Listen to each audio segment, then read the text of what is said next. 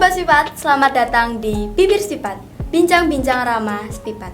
Kali ini kita akan mengobrol santai tentang Pick Air.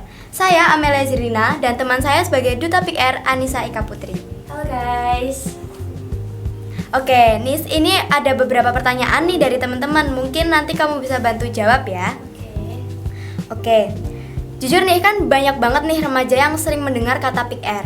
Tapi juga sering banget mereka itu nggak tahu apa sih itu Pick Air dan apa fungsinya. Mungkin kamu bisa jelasin apa sih itu Pick Air dan fungsinya bagi generasi muda untuk sekarang. Oke Mel, bener banget teman-teman. Jadi zaman sekarang itu banyak remaja yang sebenarnya mereka tuh pernah dengar kayak oh Pick Air, oh ya aku tahu Pick Air itu apa, oh ya gini-gini. Tapi waktu mereka ditanya lebih dalam kayak emang kamu tahu programnya apa? Mereka tuh kayak nggak tahu sih, bingung juga kan. Jadi Pick Air itu adalah singkatan dari Pusat Informasi dan Konseling Remaja. Loh, kenapa sih kok ada remajanya? Soalnya remaja itu adalah fase yang istimewa teman-teman. Jadi dia itu fase peralihan antara anak-anak menuju ke dewasa. Nah, tentunya karena istimewa tersebut, pihak sekolah ini kan juga peka gitu. Jadinya kayak yaudah gara-gara hal ini aku ngadain itu Pick Air. Buat apa? Buat remaja itu konsul.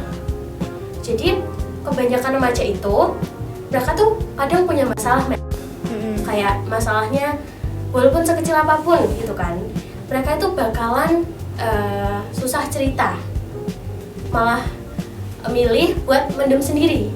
Soalnya kenapa? Banyak dari mereka yang mikir kalau misal aku cerita ke orang tua Takut ya? Ya takut. Misal aku cerita ke kakak, itu mereka mikirnya kayak aku nanti bakalan dijudge gak sih? Iya, belum lagi kalau dibanding-bandingin itu nggak enak banget ya ya kan, sih? gak enak kan? Nah makanya mereka tuh kayak lebih milih buat diem aja wes, gak usah diceritain, toh itu juga sepele. Padahal kenyataannya dari yang sepele tadi itu lama-kelamaan kan bakal numpuk ya. Iya, betul banget. Nah di sini tuh nggak enak Mel, kayak sesek gitu kan, Benar ya kan? Nah maka dari itu sekolah itu mengadakan Pick Air ini buat mereka punya temen cerita. Nah caranya gimana? Dari konselor sebaya. Jadi mereka itu kayak punya temen yang sepantaran. Nah karena sepantaran ini teman-teman, dia itu kayak mau cerita apapun kayak leluasa. Karena mereka itu kayak tahu, ah dia kan juga seumuranku, pasti paham apa yang aku rasain. Oke. Ya kan? Ya sih. Apalagi kalau percintaan, ya kan? Dia tuh kayak nggak bakalan malu gitu. Nah, itu adalah tugas dari konselor sebaya di dalam Pick Air gitu. Terus kalau semisal aku sebagai konselor sebaya, kan aku dicurhatin nih, Iya. ya kan? Masalah numpuk semua di aku. Terus aku ceritanya kemana? Ya sih, capek banget ya, Ya itu kan, pasti. capek. Nah, aku punya guru pembimbing, biasanya dari BK.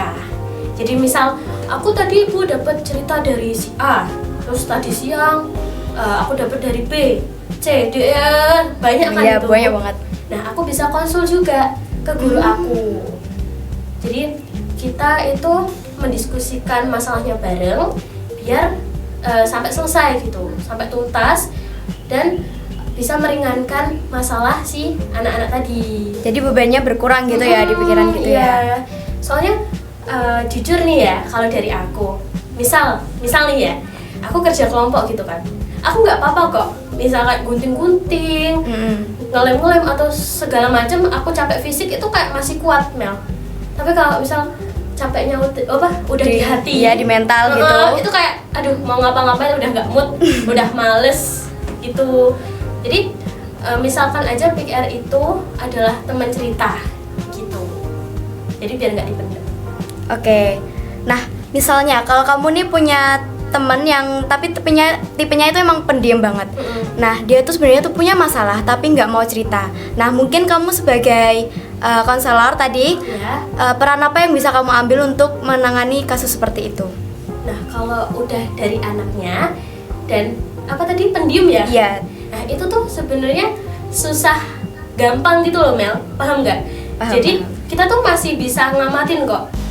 Kayak oh anak ini udah ada masalah nih, tapi dia kan cuma diem aja. Ya, pendiam gitu emang orangnya. Kita kalau ngeliat tuh kayak dari aura mukanya tuh udah kayak mikir, oh ini kayaknya masalahnya dari di sekolah tadi, kayak tadi ada cekcok, ada ini, atau mungkin dari baru berangkat udah mukanya udah gini, udah bete gitu kan. Jadi kita tuh bisa tahu gitu.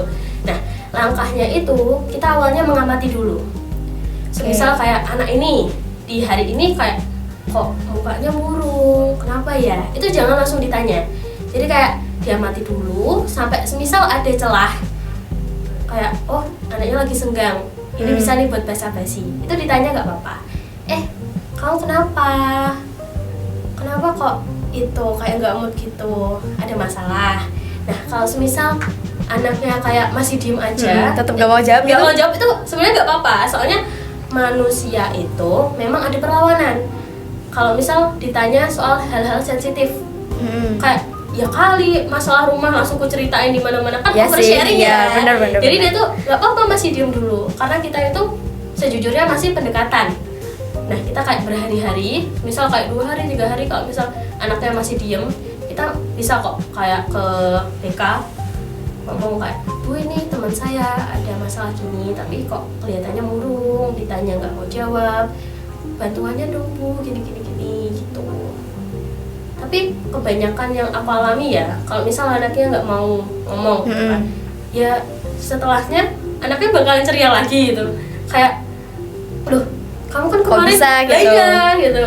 Jadi kita tuh ya udah tugasnya mengamati dulu. Jadi nggak langsung ditanya, kamu kenapa sih kok murung gitu? Enggak ya? Malah nanti dianya takut. Iya mau sih. jawab tuh kayak, ih, apa sih kepo gitu kan. Benar-benar. Iya. Oke, mungkin ini pertanyaan terakhir ya untuk kamu Anissa. Nah, mungkin kamu bisa kasih satu pesan buat remaja sekarang yang mungkin dalam keadaan tertekan dalam hal untuk masa depan atau apapun itu, mungkin kamu bisa kasih pesan? Kalau tertekan ya, remaja itu wajar banget loh kalau tertekan, apalagi soal masa depan. Soalnya kan emang masa-masa dimana kita itu kan overthinking gitu. Iya kan? sih, betul banget. Iya kan? Kayak aku nanti ke kampus mana ya? Aku nanti kira-kira lanjut kerja atau kuliah aja, atau aku nanti itu kan bakalan numpuk ke kita. Nah, pesan aku teman-teman, yang pertama itu banyakin usaha dan percaya diri.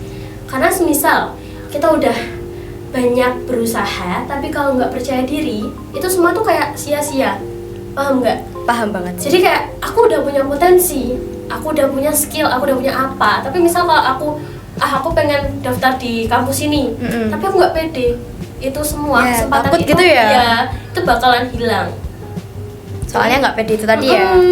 Jadi utamakan 2 itu dulu. Terus yang selanjutnya ada apa namanya, kayak kita tuh harus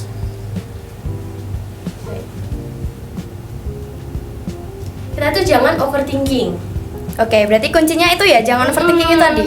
Emang kita tuh banyak mikir ya, tapi kita tuh mikir yang penting-penting aja gitu loh. Jangan semuanya langsung dimasukin ke hati, jangan semua saran itu langsung dipakai. Itu tuh kayak salah. Soalnya banyak yang mikir kayak aku tuh harus semua saran aku masukin. Padahal sebaliknya. Ya, harus disaring juga gitu iya, kan. harus disaring gitu.